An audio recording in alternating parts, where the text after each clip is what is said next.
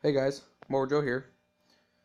Today I got a review on the Harbor Freight welding cart, and I had a 20% coupon, 20% off coupon for it, and it was around 32 bucks. They're usually around 37. They come unassembled, so you have to assemble them yourself. It's not that hard. You might want someone else with you.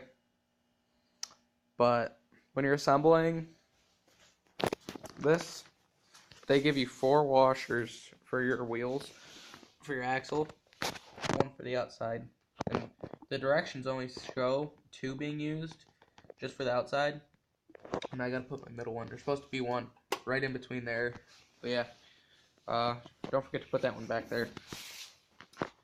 Yeah, it's a nice little welding cart. It's got a place for your welder, of course, little hooks for where your leads go and your ground.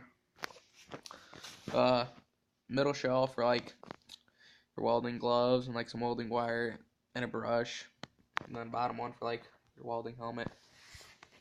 And back here you have a place for your gas tanks, and it comes with chains.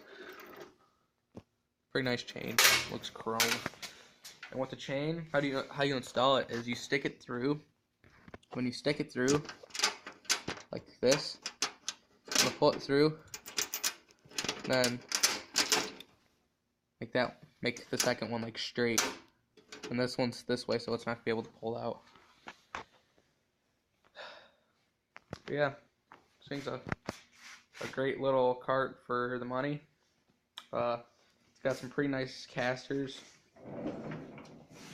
They're not bearing, but just like bushing. And it rolls pretty smooth if you grease it up. I mean, it's nice. Yeah. Seems like it's pretty quality for 30 bucks. And I highly recommend it. Mojo here. So today we got Justin and his STD at locked. Yeah, I'm a country boy, got a 4-wheel drive. I'm in my bed and I'll take you for a ride. Up city streets, down country roads.